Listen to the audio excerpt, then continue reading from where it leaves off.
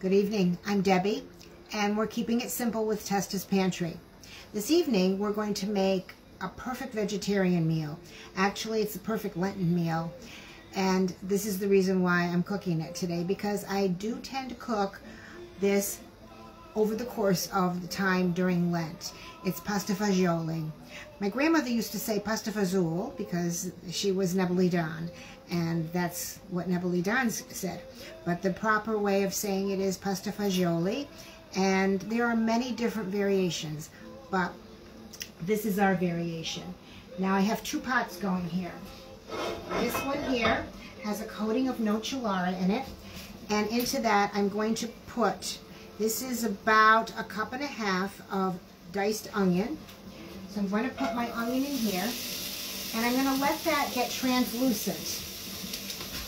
It's probably the equivalent of a small to medium a white onion, or yellow if you prefer. I use the sweet onions because I just don't like all the tearing up.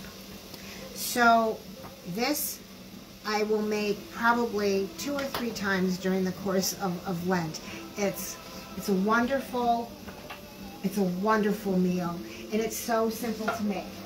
So we're going to let this onion cook, get a little translucent. In the meantime, and this is how quickly it goes, we're going to cook our pound of ditalini. So I'm going to put a lot of salt in the boiling water. I need to get a pot holder though, because otherwise I'll burn my hands and be dropping the glass lid and breaking it. So I'm going to put about, Daniela always says you want it to taste like seawater. So I'm going to put in the equivalent of about 1/2 cup, not quite, of salt. And we use kosher salt because you can get it in bulk. And then I'm going to put my ditalini in. I use ditalini because it's traditional. It's a little round with a hole through the middle.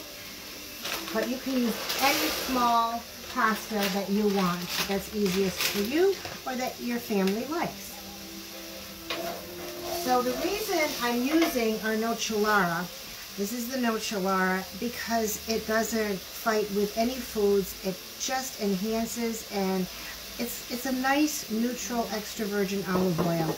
It's great on fish. It's wonderful with garlic. So speaking of garlic, we're going to put our garlic in. I have 2 cloves minced here. Nice, good-sized cloves. We wait for the onion to get pretty much translucent, and then we put in the garlic just until, and we'll let that sit there just until it's fragrant. Now I have about a packed 1/4 cup of minced basil, or shivered basil. So it's just chopped, I roll it and then slice it, and that will give nice fragrance to the pasta fagioli. Anything with tomatoes and basil, you can't go wrong, right?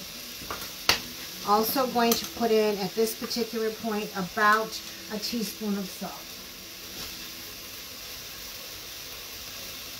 You might have to adjust it later, but we always taste it.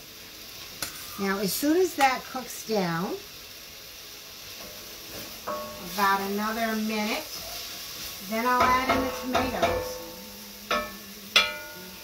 Now, what I'm doing is I'm not going to add or combine the pasta with the base. And the reason we're not doing that is because I'm going to freeze some of this, and we're going to have some of it tomorrow. And if you mix it together, what happens is the pasta will swell up, and then you want it to be nice and liquidy, almost like a soup. Okay, so now we can take and put our tomatoes in. This is 2 28-ounce cans of tomatoes, whole tomatoes, that I crushed down.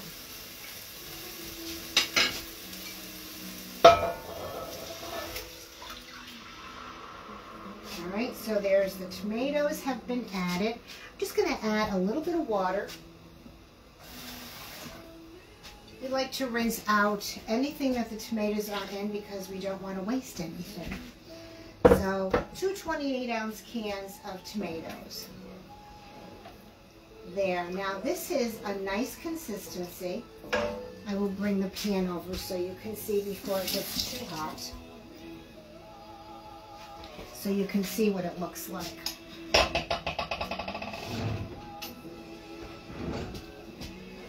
Alright, so this is the consistency right now.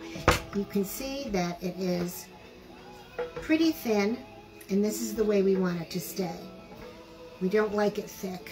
Peter taught me that. He said, no, you want it thin. So we're going to let that come to a boil. I'm going to raise the heat on that, and as soon as it does, that's when we will adjust our flavors to see if there's enough salt in there. So I'll get a spoon out to get ready. Then we'll add some beans, because fagioli is beans. There it is. So it's pasta and beans, but we like to put tomatoes in.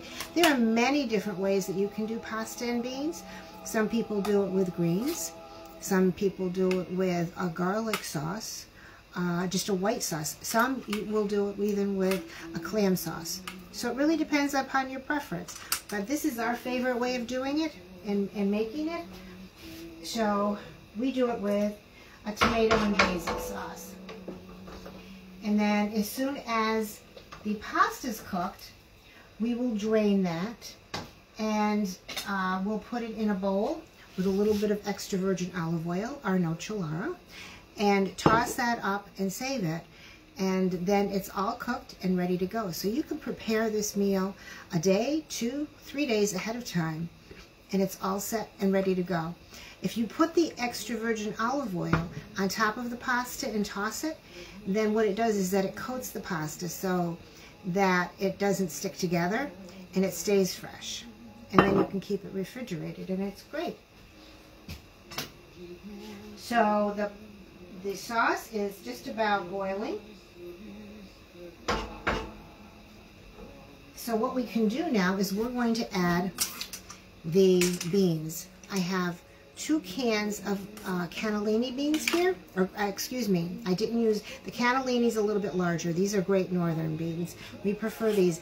And I keep the liquid in because, again, we like the sauce to be a little thinner. Alright, so we're going to put those in with the sauce.